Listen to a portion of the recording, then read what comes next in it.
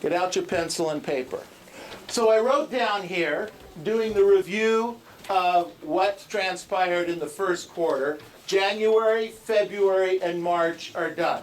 We're now, the first quarter's over, and we're in April, and I've got some good news, and I've got some bad news. So write the good news down. First of all, closings last month, in the month of March, we closed as a company 159 transactions. So write that down. The good news is we closed 159 transactions. Also write down, as a company, we opened 210 transactions. 210 for the month of March alone. And our first quarter, in terms of overall numbers in closings and openings, was up 30% over the same period last year. And last year's first quarter was pretty darn good. Everybody write that down? Okay, that's your good news. The bad news. The bad news is we closed 159 transactions last month. The bad news is we had 210 transactions that went pending.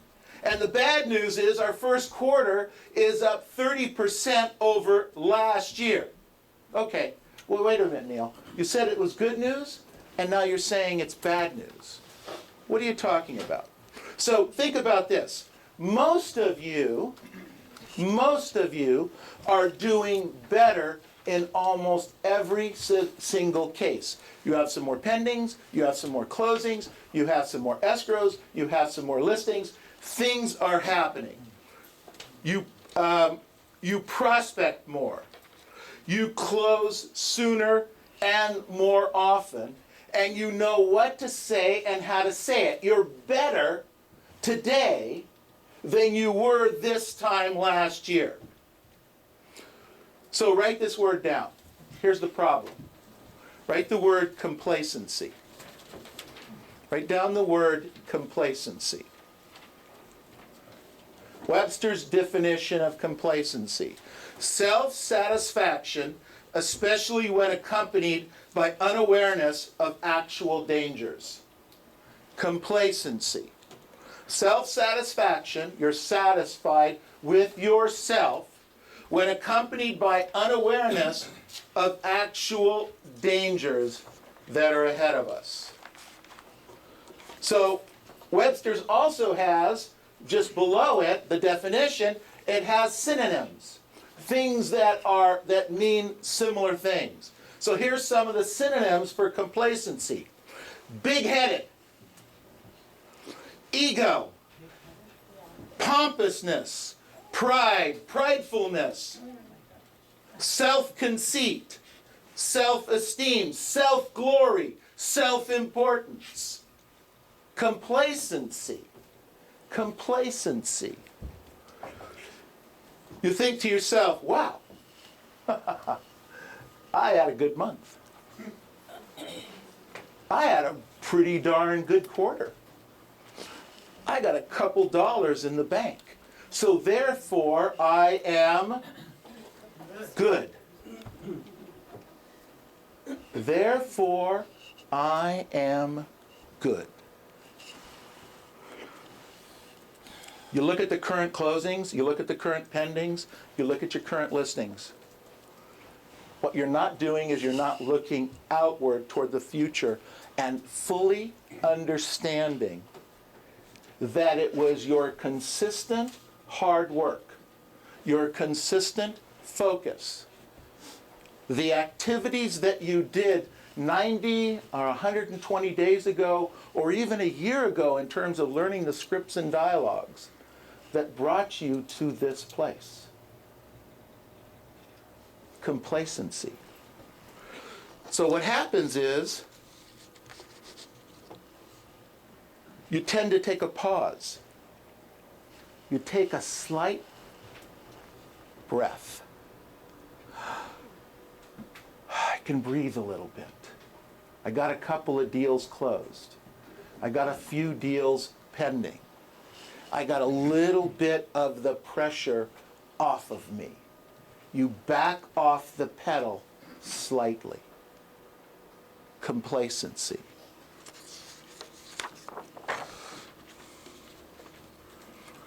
You think to yourself, wow, maybe I can take advantage of a little bit of my good fortune. I worked hard. I deserve it. We know, as a group, the market's changing a little bit. So on top of that, we look at the marketplace and say, you know, I can back off a little bit.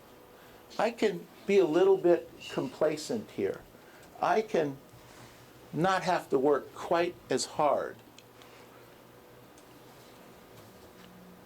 We think to ourselves, the hard part is behind us. The hard part is behind us. The market is changing, therefore listings are a little bit easier to get, they're a little bit easier to sell. Things are happening in the marketplace. I wrote down here, most people don't consider themselves as complacent because they think complacency means lazy, and they're not lazy. Think about this for a second. They think of complacency as being lazy. However, I know agents, and you do too, that work 70 hours a week, and that's certainly not a lazy agent, 70, 80-hour weeks. But they're so content with their results that they don't hold themselves accountable for their daily activities. Think about that. You're not moving yourself forward. You're working lots of hours, but you're not getting the results that you should be getting. Complacency is almost always a product of success or perceived success. Complacency is almost always a product of success or perceived success. And I wrote down here, the perception can remain long after success has disappeared. The biggest disease that we have facing us, and what's interesting is, you may not even think you're complacent. How could I be complacent? I'm not even earning enough money yet. Write this down. You are where you are because it's okay with you. Because if it wasn't okay, you'd change. You know you'd change. You'd say, that's it! I'm done. I'm not going to do that anymore. Or I am going to do that in the future. It's all about complacency. I wrote down here, as your leader, it's my job to recognize this, point it out, and develop a plan for you. You may not think you're complacent. I'm here to tell you, you are. Ask me privately, and I will prove it to you. Every single one of you. Okay? We wrote, this is a kind of a definition of a coach, is telling people what they don't want to hear to get them to learn the things they don't want to do so they can have the things they've always wanted to have. That's my job as your leader. I'm not going to take my foot out of your back. I'm not going to do it. You don't want me to. We have a very interesting time right now.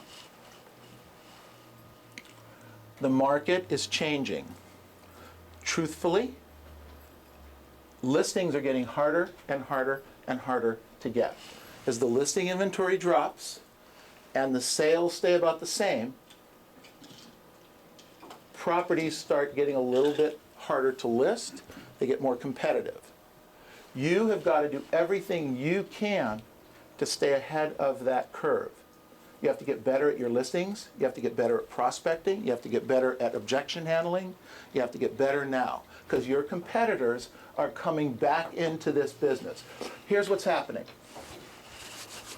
Since 2005 to 2011, first part of 2012, the amount of real estate agents has dropped dramatically in our industry. Yes or no? Yes. Yes or no? Yes. Absolutely. Why? Because they can't make a living and they're hearing nothing but bad things about the marketplace. Shift gears. End of 2011, first part of 2012. What are you hearing? The market's starting to get better or starting to get worse? What are you starting to hear? It's starting to get better, right? Yes. Well, you have a lot of real estate agents, friends, relatives, co-workers, etc., that pulled themselves out of the business for 10,000 different reasons, most of which they weren't willing to do what needed to be done to get the job done. All of those people, ladies and gentlemen, are starting to come back into the business. They are your competitors. You can either bury them quickly because you know what to say and how to say it at a really high level, and you prospect at a very high level, and you stay in front of the curve, which is what we're trying to do right now. If you look at any of the statistics, we beat most offices in our marketplace hands down by 20, 30, even 40%. I'm not going to let you back off 1 inch right now because you need that margin, that winning margin, because at the end of the year, this is going to look different because more people are going to come into the business. Today, you needed to be a professional to get a listing. You needed to know what to say and how to say it. You need to prospect at a really high level. And people who were giving their listings to their nieces and nephews back in 2004, 2003, 2005, they were giving listings to nieces and nephews because it didn't take anything to sell a house, right? Say yes. Yes. That was our competition. You can't beat that competition. You can't beat nepotism. You just can't. I don't care how great you are. At some point, they're going to give it to the niece and nephew, and the daughter, the aunt, the uncle, and you're not going to get a chance at that listing. Today, you still have that chance. Today, you can still ramp yourself up and make yourself look totally different from your competition. Your choice. You can start to get complacent and rest on your successes, or you can double down right now. You can say, that's it, what I've done in the past is good, but what I'm going to do for the rest of the year is going to be great. I'm going to do a number of 5-5-10s. I'm going to learn my scripts and dialogues. I'm going to, this week, tackle that objection handler. I'm going to make sure that I do what I'm supposed to do for the balance of the year. Or not. And start to lose a little bit of market share every single month. I personally am not interested in that. We have an opportunity right now. We've made it. We're here. We have the lottery ticket, that $640 million lottery ticket. Each and every one of you have it.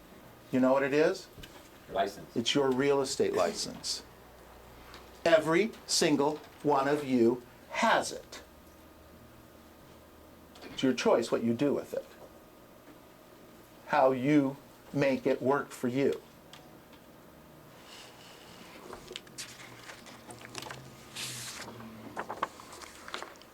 Bill Gates said, if you're born poor, it's not your mistake. But if you die poor, it is certainly your fault. Think about that. If you're born poor, it's not your mistake. But if you die poor, it's your fault. You, and you, and you, and you. Yours. No one else's. You have the opportunity. You have that real estate license. Now let's go out and take advantage of it and make this the best week we've ever had in this business. Thank you.